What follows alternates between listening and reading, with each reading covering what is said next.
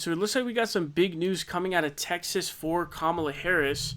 So what we actually saw yesterday in a video, and we'll recap that towards the end of this video, we saw that she's actually hit a new low in a poll where she's actually beneath 3 points of a deficit already in an Emerson poll.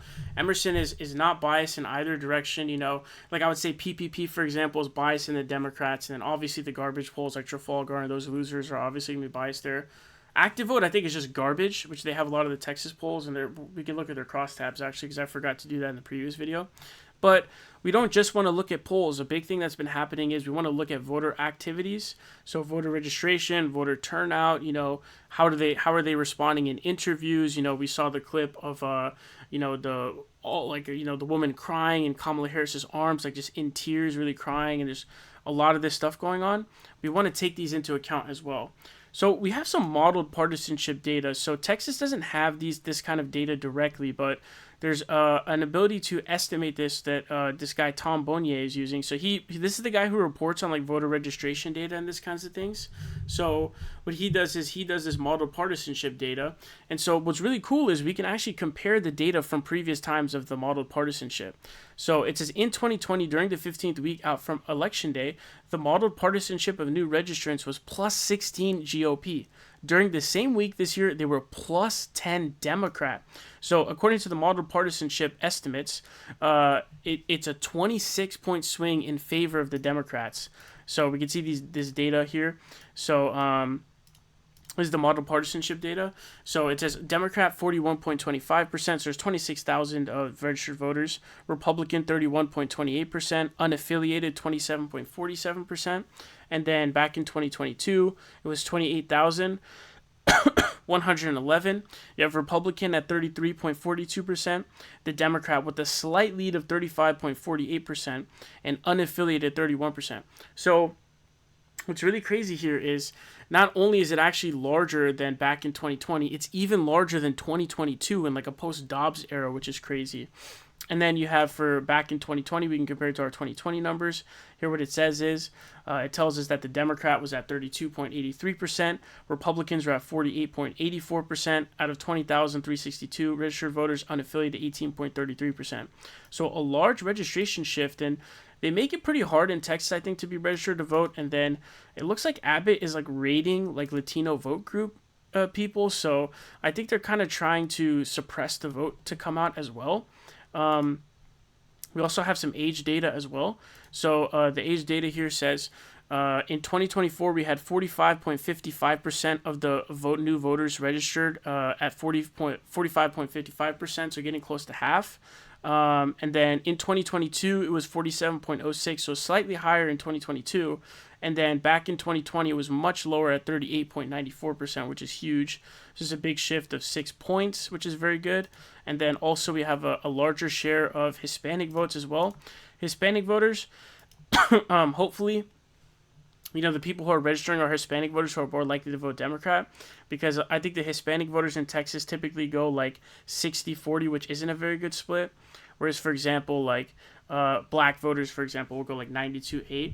That's what makes states like Georgia so good, for example, because black voters are very reliably Democratic voters.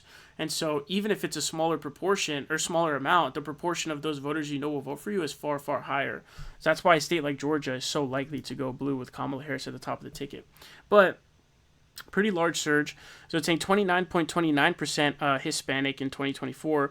Back in 2020, it was 22.13%, so a 7-point shift.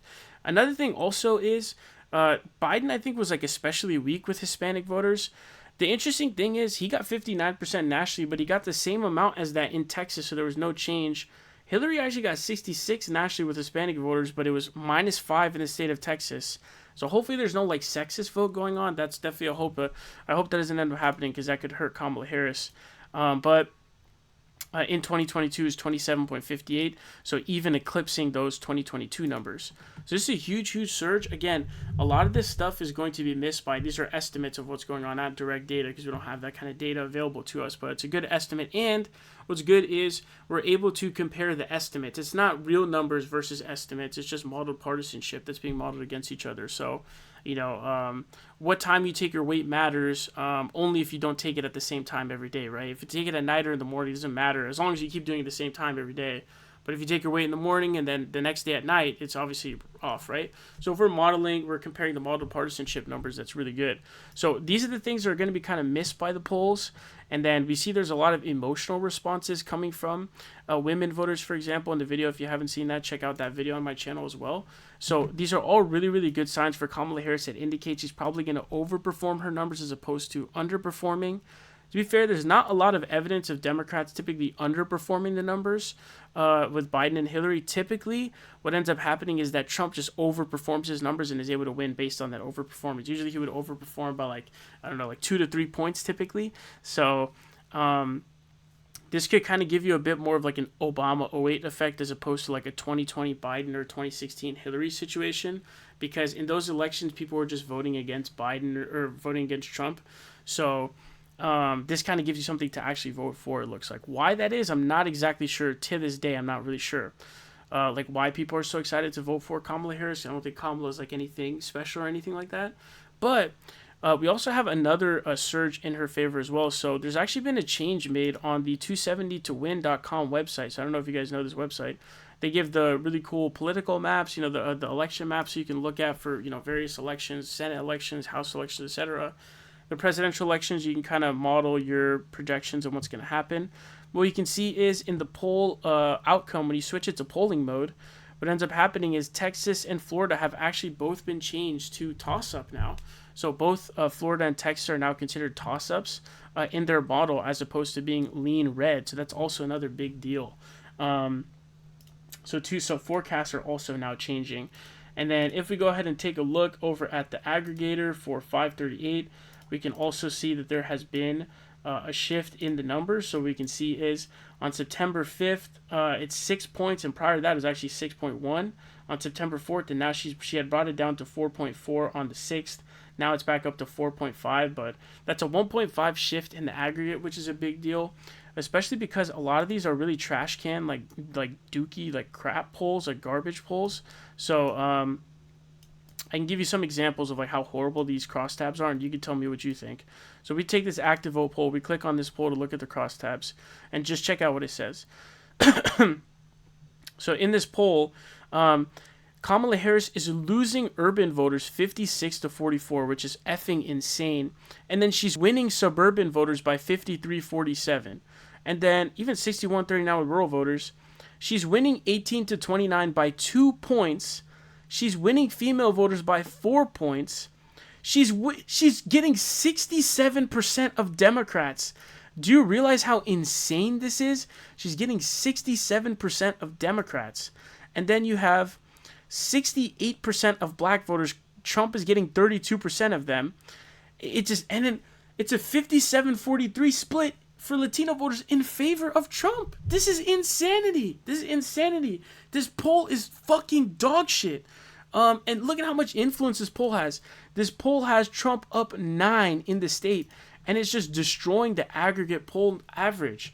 So what's happening now, again, active vote, I don't think it's like one of those Trafalgar type polls where it's like clearly a Republican bias poll. It's a poll that's actually just garbage. And so Nate Silver actually took it out of his aggregator, and his forecast actually has Trump at like 60% chance of winning, which is really, really controversial and I think stupid, honestly. He's given a lot of weight to like the trash can pollsters, like Trafalgar and those people, right? But a poll like this has so much influence. It's up 9 for Trump. And just look at those crosstabs. It's so bad, they have to put disclaimers like, it was so bad, they had to write disclaimers, bro. It says, please note that at least 3 elements in these crosstabs are unusual. Trump wins urban voters while losing suburban voters. Seems like an outlier of a category. The category has MOEs as well, so 8.2. It talks about how they both only win about 70% of their party voters. It also talks about how low the black vote is. Basically the stuff that I was telling you about. Think of how bad, imagine how bad your poll is when you're like, oh my God, this is so bad, I need to write disclaimers for how bad it is. It's like making a cooking dish and be like, it didn't come out very good today, just so you know what I mean? It just didn't come out too great today, but it dropped. And so, just to give you also a little recap really quick about what happened with the poll that came out. So for the poll that came out, we had a poll come out. We can see that Kamala's 46 to Trump's 50 in the Texas poll, 4% undecided. Now, why is she down 3 in the actual poll? It's because when we actually take a look here at the poll numbers, there's also leaners. There's also a leaners number. So there's people who are currently undecided. Again, the election has not started yet. It's not begun yet. It's actually just starting. But when they actually take into account leaners, what ends up happening is it goes down from 3.9%. She's actually leading leaners by 2-to-1 ratio. So it's 1.8 to 0.9% of the 2.7 who are undecided. And the combined presidential vote is 48% for Kamala Harris and 50.9% for Trump. So it's 2.9. That's, I believe, the first poll to be beneath 3 points, I believe.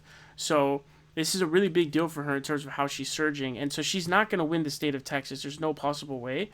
And again, like the all-red numbers are really interesting because the all-red race, he's actually only down, he's down 3.7 here. But the thing is, there's 7.7 undecided, so he would only need 48% of the undecided voters to win. Whereas here, even with 100% of the undecided voters in this poll, she still wouldn't win.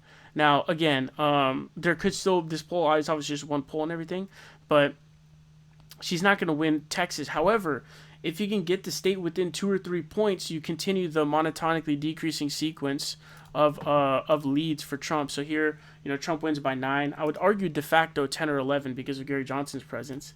And then he only beats Biden by 5.5.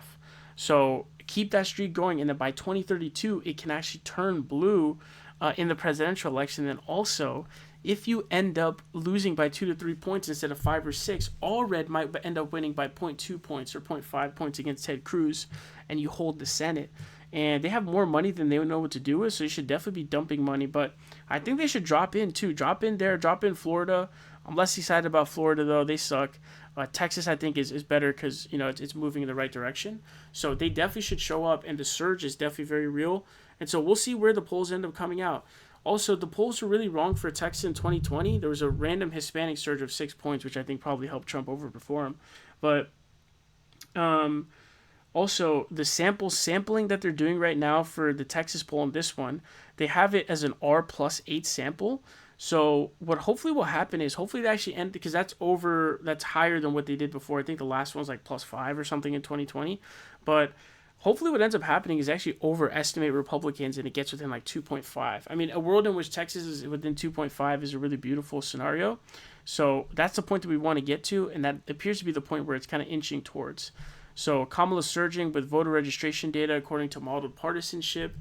She's also, the 270 to win modeling has changed to a toss-up. And then polls are also getting closer and closer and closer.